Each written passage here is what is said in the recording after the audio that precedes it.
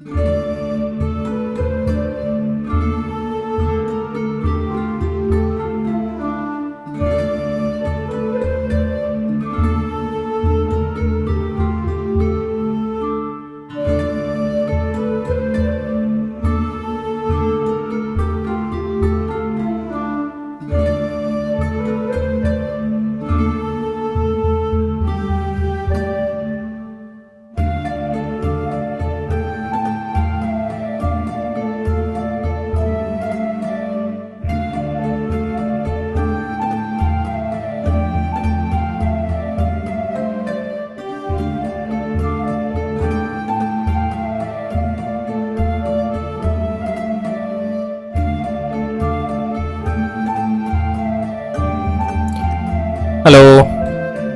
ഇക്ബാലാണ്.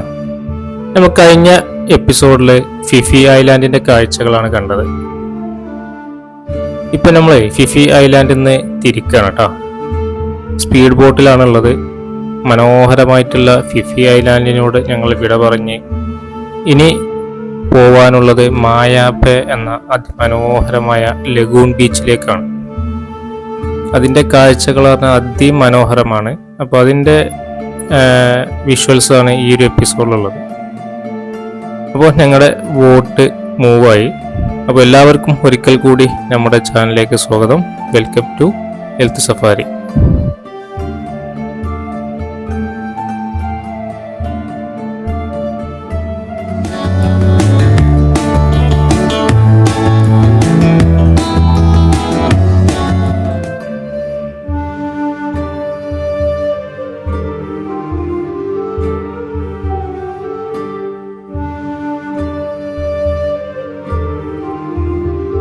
ഞങ്ങളെ ബോട്ട് ഏറെ ദൂരം മുന്നോട്ട് പോയിട്ടോ.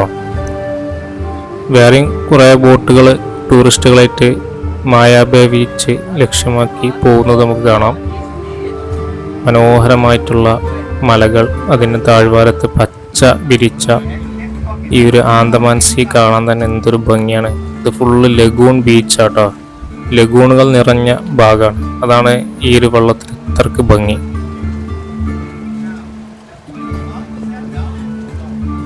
ഈ ഒരു മലകളിലൊക്കെ ഒരുപാട് പക്ഷി മൃഗാദികളൊക്കെ താമസമുണ്ട്. ഒരുപാട് കുരങ്ങന്മാരൊക്കെ എനിക്ക് കാണാൻ കഴിയും. ഇപ്പം നമ്മുടെ ബോട്ട് ഈ ഒരു മലൻ്റെ താഴ്വാരത്ത് നെങ്കൂരട്ടോ. ഞങ്ങളെല്ലാം അതിൽ നിന്ന് ഇറങ്ങി.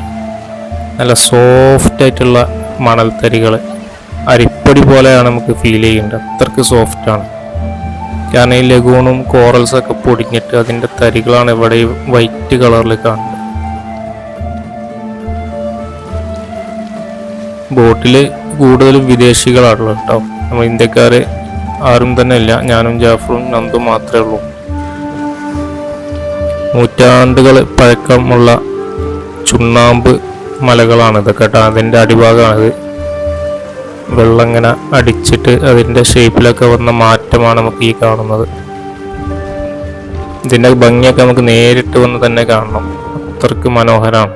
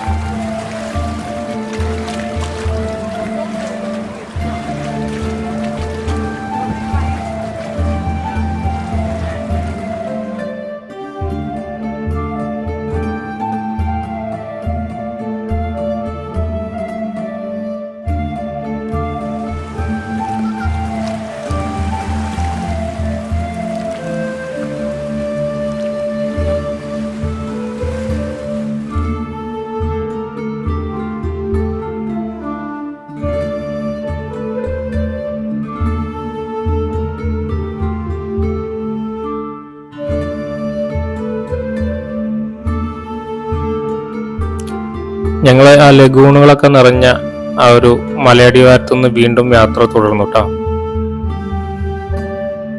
അതിൻ്റെ ഭംഗിയൊന്നും പറഞ്ഞറിയിക്കാൻ വയ്യ, അത്രയ്ക്ക് മനോഹരമാണ്.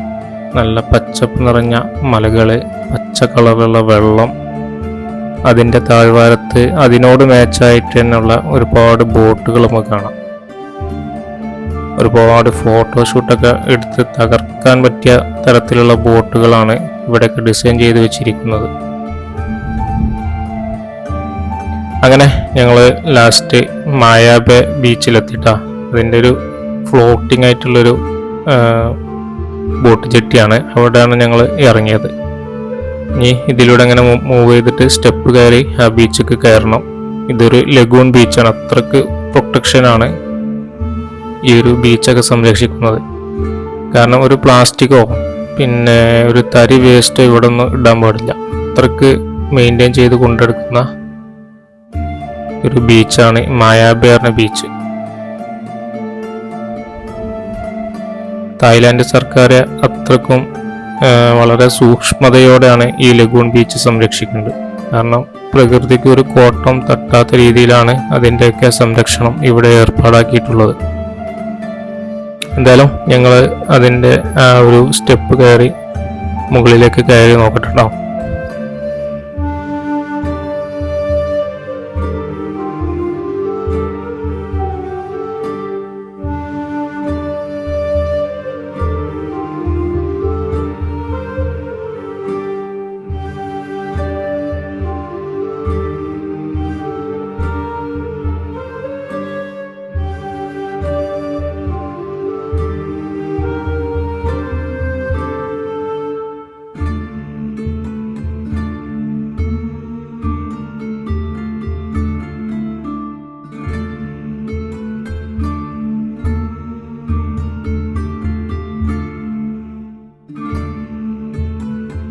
ഞങ്ങൾ സ്റ്റെപ്പെല്ലാം കയറി ബീച്ചിൻ്റെ ഉള്ളിലേക്ക് പ്രവേശിച്ചു. മനോഹരമായ കാഴ്ചകൾ. നമ്മുടെ ഇടതുഭാഗത്ത് നല്ല വെള്ള വിരിച്ച മണൽത്തരികൾ നമുക്ക് കാണാം. വേലിയേറ്റ സമയത്തൊക്കെ വെള്ളം ഇങ്ങോട്ടേക്ക് കയറി വരുമെന്നാണ് ഞാൻ കരുതുന്നത്. വീണ്ടും ഞങ്ങൾ ഈ നടപ്പാതയിലൂടെ മുന്നോട്ട് നടന്നു. മരത്തിൻ്റെ നടപ്പാതയാണ് ഇവിടെ നിർമ്മിച്ചിരിക്കുന്നത്. വരുന്ന ആളുകൾക്ക് ഇടതുഭാഗം ചേർന്നൊരു ലൈനും തിരിച്ചു വരുന്നവർക്ക് വലതുഭാഗം ചേർന്നൊരു ലൈനും അങ്ങനെ സെപ്പറേറ്റ് ആക്കി വെച്ചിട്ടുണ്ട്. മനോഹരമായ നടപ്പാത, നല്ല ഗ്രിപ്പുള്ള നടപ്പാതയാണ്. ഈ നടപ്പാതയുടെ ഉദ്ദേശം വരുന്ന സഞ്ചാരികൾ ഈ കോറൽ മണൽത്തരിയിലൂടെ നടക്കേണ്ട എന്ന് കരുതിയിട്ടാകും എന്നാണ് ഞാൻ മനസ്സിലാക്കിയത്. കാരണം ഇവർ അത്രത്തോളം പ്രൊട്ടക്റ്റ് ചെയ്യുന്ന ഒരു മേഖലയാണിത്.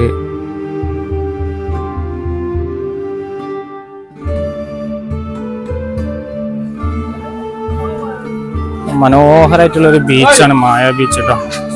ആ വെള്ളത്തിന്റെ കളർ കണ്ടില്ലേ, ഒരു എന്താ പറയാ, ഒരു ഗ്രീനും ബ്ലൂവും കൂടി കലർന്ന കളറാണ്. ഫുള്ള് കോറൽ കേട്ടോ. ഇവിടെ ഇറങ്ങാനായിക്കൂല, കാരണം അതിനൊക്കെ കോട്ടം തട്ടും എന്ന് പറഞ്ഞിട്ട് ഇവിടെ ഇറങ്ങാനായിക്കൂല. ഞങ്ങള് ആ ബീച്ചിലൊന്ന് പോയോ കേട്ടോ. ഫോട്ടോജനിക് ആയിട്ടുള്ള ഒരു പ്രദേശമാണ്. ഇത് ഭംഗിയേറെ കാണുന്നത്. വെള്ള മണലൊക്കെ വിരിച്ച് അടിപൊളി കാഴ്ച. ഫിഫി ഐലാൻഡ് ഒരു മസ്റ്റ് വിസിറ്റ് പ്ലേസ് ആണ്. ഫുക്കറ്റ് തായ്ലാൻഡൊക്കെ വരികയാണെങ്കിൽ.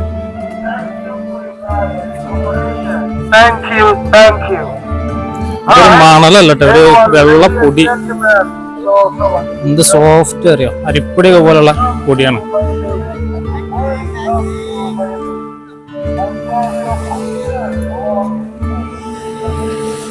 ഇതിലങ്ങനെ കുളിക്കാനൊന്നും അയക്കുന്നില്ല, കാരണം കുറെ ലഗൂണുകളൊക്കെ ഉള്ളതാണ്.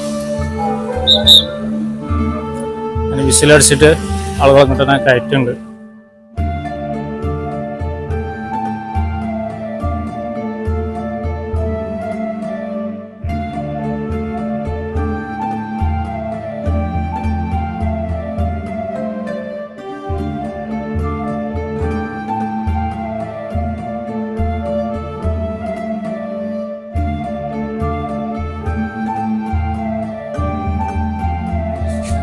ഞങ്ങളെ മായ ബീച്ചിൽ നിന്ന് പോവാടാ.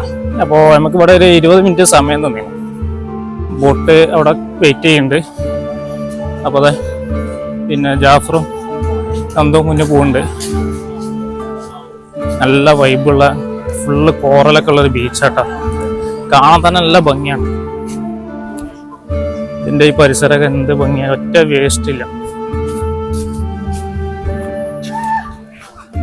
ഫുള്ള് വെള്ള കളറ് മണൽത്തരികളാട്ടാ, അരിപ്പൊടിയൊക്കെ പോലാണ്.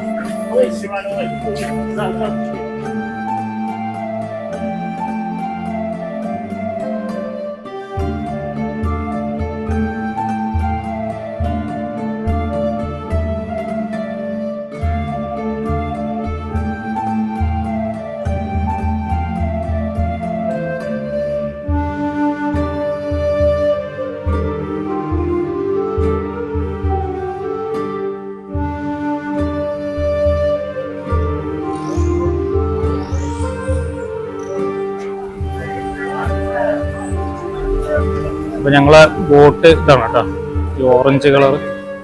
ഞങ്ങളെ ടീമുള്ള എല്ലാവരും എത്തിയിട്ടുണ്ട്. അപ്പൊ അതിന്റെ ഭാഗത്ത് ഒരു ഒറ്റ മല മാത്രം നിൽക്കുക. അങ്ങനെ ഞങ്ങള് ബോട്ടിൽ കയറിയിട്ടാ, ബോട്ട് തിരിച്ചു പോവാണ്.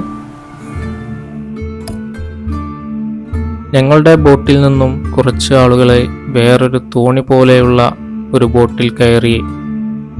അത് നല്ല അടിപൊളിയായിട്ട് ഡെക്കറേറ്റ് ചെയ്തിട്ടുണ്ട്. അതിന് എക്സ്ട്രാ പേയ്മെൻ്റ് എല്ലാം നൽകണം. അവർക്കുള്ള ലൈഫ് ജാക്കറ്റൊക്കെ ഞങ്ങളുടെ ഗൈഡ് കൊടുത്തു. ആ റൈഡിന് വേണ്ടി ഒരുപാട് തോണിക്കാർ ഇവിടെ ടൂറിസ്റ്റുകളെയും കാത്ത് വെയിറ്റ് ചെയ്യുന്നുണ്ട്. ഞങ്ങളുടെ ബോട്ടിൽ നിന്ന് കുറച്ച് പേരൊക്കെ അതിന് വേണ്ടി പുറപ്പെട്ടു. ഈ സമയം ഞങ്ങൾ ഈ ഒരു കോറൽ ഐലാൻഡിൻ്റെ കാഴ്ചകളൊക്കെ കണ്ട് സ്പീഡ് ബോട്ടിൽ തന്നെ ഒരു റൗണ്ട് ചുറ്റി. ഇതാണ് ലഗൂൺ ബീച്ച് കേട്ടോ, ലാസ്റ്റ് ഡെസ്റ്റിനേഷൻ ആണ്. ഇത് കഴിഞ്ഞാൽ നമ്മൾ റിട്ടേൺ പോകും. സമയം ഏകദേശം 3 മണിയൊക്കെ ആയി തുടങ്ങി. നമ്മളെ ബോട്ടിൽ നിന്ന് ഉള്ള കുറച്ച് ആളുകൾ സ്നോർക്കലിംഗ് ചെയ്യാൻ, അതുപോലെ ഈ വീടിൻ്റെ ബോട്ടാക്കണം, തോണി പോലെയുള്ള ബോട്ട്, അതിലൊക്കെ കയറിയിട്ടുണ്ട്. അതിന് എക്സ്ട്രാ പേയ്മെന്റ് ചെയ്യണം. അല്ലാത്തവർക്ക് ഈ ബീച്ചിൽ ഇറങ്ങും ചെയ്യാം, കുളിക്കും ചെയ്യാം, അല്ലെങ്കിൽ ബോട്ടിൽ ഇരിക്കും ചെയ്യാം. 1/2 മണിക്കൂർ ടൈമുണ്ട്.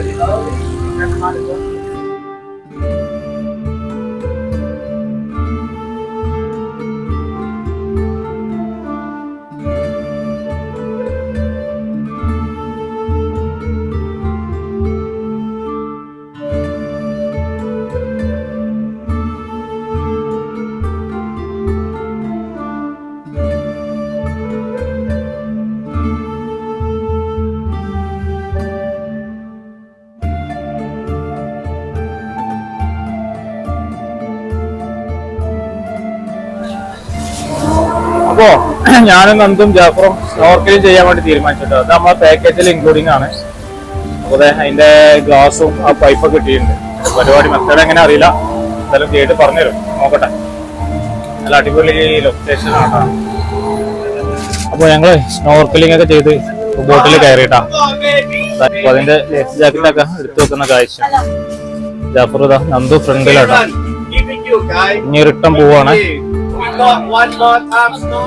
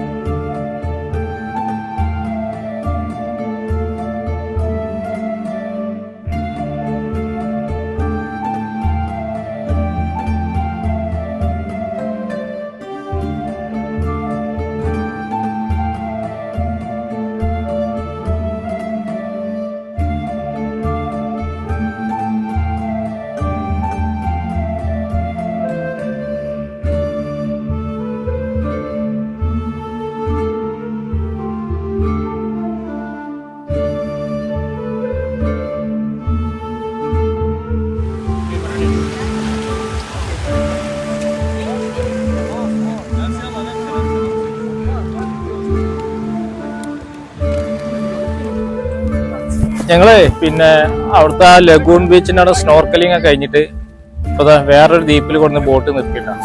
ഇതൊരു മനോഹരമായിട്ടുള്ള ദ്വീപാണ്. പിന്നെ ഇവിടുത്തെ മണലിന്റെ പ്രത്യേകത എന്താ വെച്ചാൽ ഈ കോറലൊക്കെ പൊടിഞ്ഞിട്ടുള്ള ഒരു നൈസായിട്ടുള്ള മണൽത്തരികളാണ്.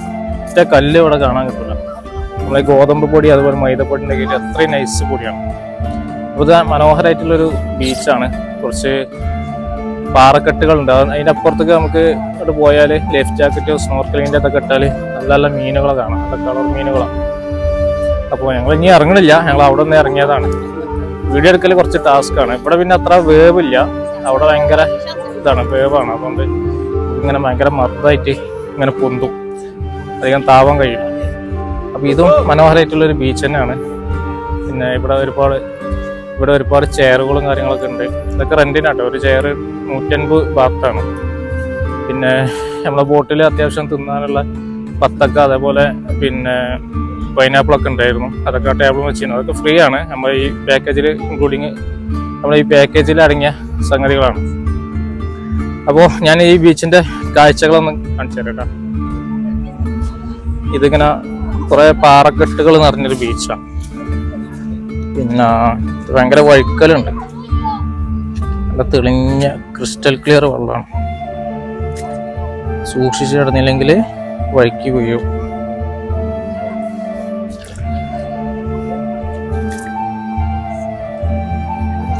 ഞങ്ങളെ ബോട്ടിൽ വന്ന ആളുകൾ ഇവിടെ വെള്ളത്തിലൊക്കെ ഇറങ്ങിയിട്ടുണ്ട്. നല്ല ക്ലിയർ വെള്ളമാണ്.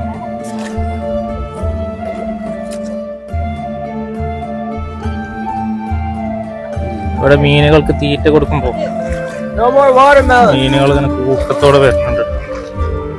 അത് പോകാൻ വയ്യ, പേൻ്റൊക്കെ നനയും. നല്ല കളർ മീനുകളാട്ടോ. നമ്മൾ കുറേ ലക്ഷദ്വീപിന്റെ വീഡിയോസിലൊക്കെ കണ്ടിട്ട് ഇതേപോലെ മീൻ.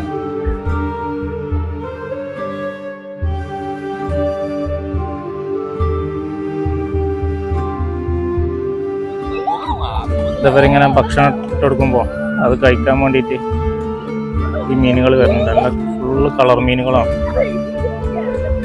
നമ്മൾ അക്വേറിയത്തിലൊക്കെ കാണുന്ന ടൈപ്പ് മീനുകൾ. വലിയ മീനുണ്ട്, പിന്നെ ഒരു ഇടത്തരം മീനുകളൊക്കെ ഉണ്ട് കേട്ടോ.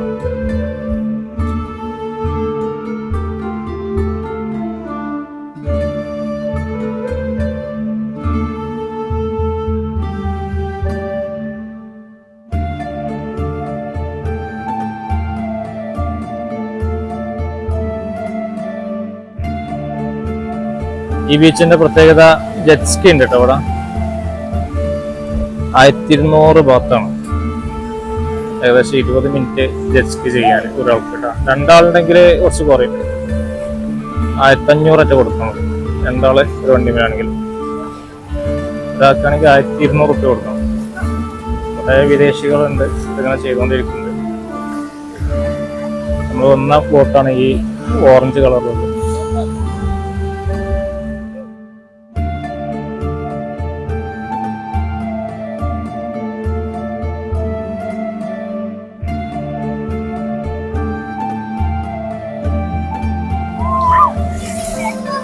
ഇതിൽ കോറല് പൊടിഞ്ഞിട്ടുള്ള അവശിഷ്ടങ്ങളൊക്കെ ഉണ്ട്. വെള്ള കളറുള്ള ഓരോ സംഭവങ്ങൾ. ഇത് കുറെ തിരമാലകളിൽ പെട്ടിട്ടാണ് പിന്നെ പറ്റ പൊടിയാണ്.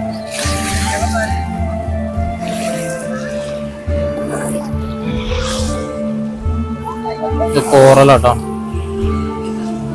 ഇത് ഉണ്ടായിട്ടാണ് പിന്നെ ഈ വെള്ളത്തിന് ഈ ഒരു കളറ് ക്രിസ്റ്റൽ ക്ലിയർ കളർ കിട്ടുന്നത്.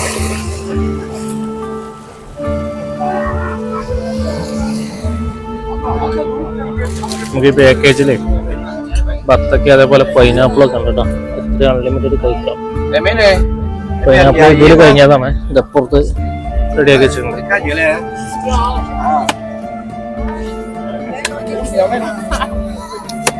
അതേപോലെ മെരിണ്ട, പെപ്സി, കൊക്കക്കോല ഇതെല്ലാം ഫ്രീ ആണ്. അപ്പോൾ ഞങ്ങൾ ഇവിടെ നിന്ന് തിരിക്കുക കേട്ടോ. നമ്മൾ ലാസ്റ്റ് ഡെസ്റ്റിനേഷനായ ഈ ഒരു ദ്വീപിൽ നിന്ന് പോവാണ്. സമയം ഏകദേശം 5 മണി ആയി തുടങ്ങി. ഇനി ഇവിടുന്ന് ഏകദേശം ഒരു 2 മണിക്കൂർ ഉണ്ടാവും കരയ്ക്ക് എത്താൻ. അപ്പോൾ ഇത് നല്ല വൈബുള്ള ഒരു ബീച്ചാണ്. നമുക്ക് ഇവിടെ അധികം തിരമൊന്നുമില്ലാതെ സ്നോർക്കലിങ് കാര്യങ്ങളൊക്കെ ചെയ്യാം. അപ്പോൾ ജാഗ്രത ഉണ്ട്. നന്ദു മുന്നിലാണ് കേട്ടോ. അപ്പൊ നമ്മുടെ ടീമിലെ ആളുകൾ ഇങ്ങനെ കയറുണ്ട്. അപ്പൊ ഇനി പോകുമ്പോൾ നല്ല വ്യത്യസ്തമായിട്ട് കാഴ്ചകൾ ഉണ്ടെങ്കിൽ നമ്മൾ പകർത്തട്ടാം. ഓക്കെ, നമ്മൾ ബോട്ടിലെ ആളുകൾ വരുന്ന കാഴ്ചയാണ്. ഇനിയുണ്ട് കുറെ ടീം വരാൻ.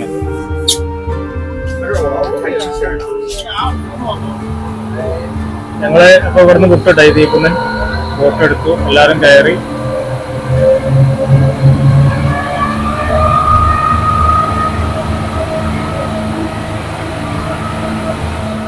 നമ്മൾ തിരിച്ച് ബോട്ട് ജെട്ടിക്ക് എത്തിയിട്ടുണ്ട് കേട്ടോ. നമ്മള് ബോട്ട് ഇവിടെ സ്ലോ ആക്കി കയറതാ, അതെങ്ങനെ നമുക്ക് കാണാം. ഞങ്ങളെ ഫിഫി ഐലാൻഡിന്റെ കാഴ്ചകൾ കണ്ടിപ്പോ തിരിച്ച് പിന്നെ ഫുക്കറ്റില് ബോട്ട് ജെട്ടിയിൽ എത്തിയിട്ടാ. അപ്പോ ഈ മനോഹരമായിട്ടുള്ള വീഡിയോ ഇവിടെ വൈൻഡപ്പ് ഒക്കെയാണ്.